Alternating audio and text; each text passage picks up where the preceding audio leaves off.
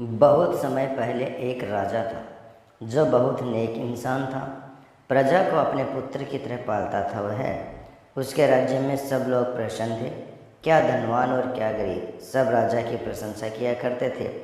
वह बहुत वीर भी था, इसलिए पड़ोसी राजा उसके राज्य की ओर आंख उठाकर भी देखने का साहस नहीं करते थे। साधु सन्यासियों और योगियों का बहुत सम्मान करता था वह राजा। राजा को शिकार खेलने का बहुत शौक था। जब जी चाहता शिकार खेलने निकल जाता था। एक दिन वह जंगल में शिकार खेलने गया। उसे कोई जंगली जानवर नजर ही नहीं आया। वह जानवरों की तलाश में घने वन में चला गया। वहाँ उसे सूअर का एक झुंड दिखाई दिया। वह अपने धनुष पर बाण का संधान करने लगा। इतने में खतरा जानकर सूअर भाग छूटे। राजा उनके पीछे पीछे दौड़ा, लेकिन सूअर का शिकार नहीं कर पाया। वह प्यास के कारण बेहाल होने लगा। घोड़े से उतरकर वह घने जंगल में पानी की तलाश करने लगा, लेकिन उसे कहीं पर भी जल नजर नहीं आया। प्यास के कारण उसका गला बिल्कुल सूख गया था। एक एक कदम चलना भी उसके लिए भारी पड़ रहा था। फिर भी उसने हिम्मत नहीं हारी और वह जल की तलाश में आगे चलता ही चला गया। उसे दूर एक कुटिया नजर आई। वह जैसे तैसे उस कुटिया तक पहुंचा और उसके दरवाजे पर जाकर धड़ाम से गिर पड़ा। कुटिया एक साधु की थी।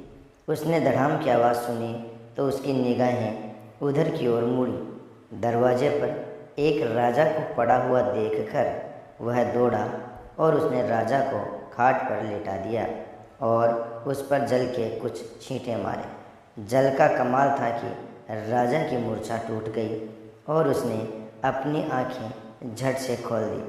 पानी पानी, मरी मरी आवाज़ में राजा ने कहा। साधु तुरंत पानी लेकर आया और राजा को पिलाया।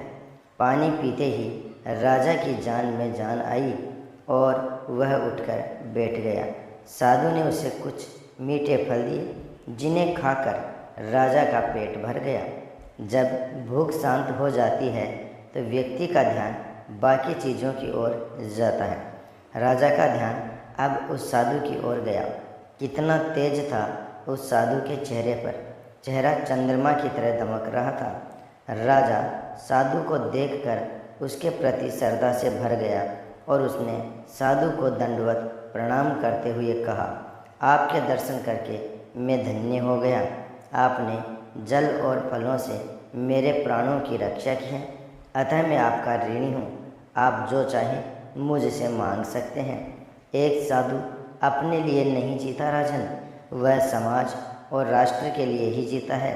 साधु भोग और संग्रह से सर्वदा दूर रहते हैं। मुझे किसी चीज़ की कोई आवश्यकता नहीं है। जब महसूस होगी तो मैं आपसे मांग लूँगा। राजा साधु के संयम को देखकर बहुत खुश हुआ। भोग विलास से दूर कामनाओं को नियंत्रित करने वाला राजा व्यक्ति देव स्वरूप ही होता है। राजा का मन भोग विलास से उचटकर संन्यास में रमने लगा। साधु ने राजा को 2-4 दिन अपनी कुटिया में ही रोक लिया था। राजा को अपना जीवन व्यर्थ लगने लगा। राजा ने साधु से अपना अतिथि बनने का आग्रह किया, जिसे साधु ने स्वीकार कर लिया। राजा अपने महल में वापस आ गया। उस घटना को व्यतीत हुए एक लंबा समय गुजर गया। एक दिन राजा के दरबार में वही साधु आया। राजा उसे पहचान गया और उसने साधु को अपने आसन पर बैठाया। साधु राजा के स्वागत सत्कार से अभिभूत हो गया। राजा साधु को अपने महलों में लेकर आ गया। साधु का महल में रानी ने स्वागत किया। रानी का सौंदर्य देखकर साधु बहुत आश्चर्यचकित हुआ। ऐसा सौंदर्य तो अप्सराओं का भी नहीं होता है जैसा रानी का था। साधु अपलक रानी को निहारता रह गया। उसका सारा ज्ञान पल भर में छूमंतर हो गया। योग किसी बिल में छुप गया। सौंदर्य की चकाचौंध ने वैराग्य को निकाल गया। जिस मन पर उसने इतने वर्षों तक विजय प्राप्त की थी, वह बेलगाम होकर मुक्त अश्वसात दौड़ने लगा था। साधु को अपनी इस स्थिति पर बड़ी लज्जा आई। इससे पहले कि राजा और रानी उसके मन के भाव पढ़ पाते, उसने मन ही मन अपने गुरु का नाम लिया और अपने मन पर नियंत्रण करने का प्रयास किया। राजा ने रानी को कहा, ये साधु बहुत ऊंचे हैं, इन्होंने अपनी कामनाओं पर नियंत्रण स्थापित कर रखा है।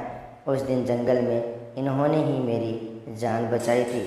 अब आपका दायित्व है कि आप इनका ध्यान रखें। मैं अभी चलता हूँ, कहकर राजा अपने दरबार में आ गए। रानी पूरे मनोयोग से साधु की सेवा करने में जुट गई। साधु के मन की हालत बड़ी विचित्र हो रही थी। मन बार बार रानी के सौंदर्य रूपी जाल में उलझ रहा था, जिसे सुलझाने का कोई मार्ग साधु को समझ में नहीं आ रहा था।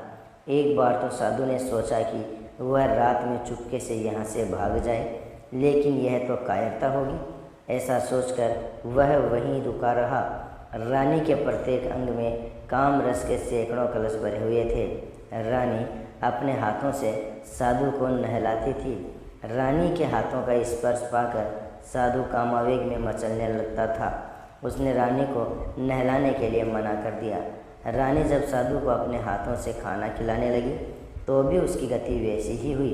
साधु ने रानी को खाना खिलाने से भी रोक दिया था। रानी ने राजा से यह सारा हाल सुनाया। तब राजा दौड़ा दौड़ा आया और हाथ जोड़कर बोला, प्रभु, क्या मुझसे कोई त्रुटि हुई है जो आप रानी की सेवाएं लेने से इनकार कर रहे हैं? तब साधु ने कहा, नहीं राजन, मैं रानी की सेवाओं से बहुत प्रसन्न हूँ, लेकिन मैं बहुत शर्मिंदा भी हूँ कि रानी के सौंदर्य ने मेरे मन में खलबली मचा कर रख दी है। मेरा रोम रोम कामावेग में बुरी तरह मचल रहा है। मन अस्थिर हो गया है। अब तो इसका एक ही उपाय है, जिसे कहते हुए मैं बहुत लज्जित हो रहा हूँ। क्या आप अपनी रानी को मुझे दे सकते हैं? मैं प्रणय के धागे से बंध गया हूँ और उनके साथ कुछ दिन रहना चाहता हूँ। सिर नीचा किए हुए साधु बोला। राजा को जंगल की बातें याद आ गई। तब राजा ने साधु को कुछ मांगने को कहा था, लेकिन साधु ने फिर कभी लेने के लिए कह दिया था। तो क्या अब वह समय आ गया है? राजा ने सोचा और सोचकर कहा, प्रभु, यह मेरा सौभाग्य है जो आपने मुझे इस योग्य समझा। मैं अभी रानी को लेकर आपकी सेवा में उपस्थित होता हूँ, कहकर राजा चला गया। राजा रानी के पास गया और उसे सारी बातें बता दी। रानी सोच में पड़ गई। वह एक पतिव्रता स्त्री थी जो पर पुरुष के बारे में सोच भी नहीं सकती थी। उसने एक पल सोचकर कहा, स्वामी, आप चिंता ना करें, प्रभु मुझे इस धर्म संकट से अवश्य निकाल लेंगे। आप तो मुझे साधु को सौंप दीजिए, आगे मैं देख लूँगी। रानी 16 श्रृंगार करके आई और राजा के साथ साधु के पास आ गई। राजा ने रानी को साधु को सौंप दिया। इसके पश्चात राजा चला गया। आओ प्रिय, मेरे अंग से अंग लगाकर मुझ में समा जाओ। मैं आपके सौंदर्य के दर्शन करने को कब से लालायित हूँ। साधु ने बाहें फैलाते हुए कहा, तनिक धैर्य रखे प्रभु, मैं अब आपकी ही हूँ। आप पर मेरा सर्वस्व न्यौछावर है, सौंदर्य भी और मादकता भी। लेकिन एक समस्या है, यह मेरे पति का महल है। इसकी हवा में मेरे पति के बदन की सुगंध भरी हुई है। जब तक मेरे नथुनों में वह सुगंध बसी है, मैं आपकी कैसे हो सकती हूँ? अब आप मेरे स्वामी हैं, इसलिए आपका आंगन ही मेरा स्थान होगा। वहीं पर ही मिलन हो तो श्रेष्ठ होगा। साधु को बात जम गई और उसने राजा को बुलवा कर रथ तैयार करवा लिया। रथ में सवार होकर वे दोनों साधु की कुटिया में आ गए। कुटिया को देखकर रानी नाक भौं सिकोड़ कर बोली, ये क्या है? मेरा कोमल तन इस कुटिया में कैसे रहेगा? मेरे लिए कोई अच्छे से महल की व्यवस्था करे प्रभु। साधु ने सोचा, बात तो सही कह रही है, यह कोमलांगी इस कुटिया में कैसे रहेगी? पर मैं महल भी कहाँ से लाऊंगा? साधु को राजा का ध्यान आया। वह राजा के पास गया और अपने लिए एक महल मांग लिया। राजा उदार हृदय का था, इसलिए उसने एक महल भी दे दिया। जब साधु रानी को उस महल में लेकर आया, तब रानी ने कहा, ये क्या? यहाँ तो एक भी सेवक सेविका नहीं है। कौन साफ सफाई करेगा, कौन खाना पकाएगा और कौन बाकी काम करेगा? साधु को समझ में आ रहा था कि स्त्री को प्रसन्न रखना कितना कठिन काम है। साधु राजा के पास गया और सेवक सेविकाओं की फौज लेकर आ गया।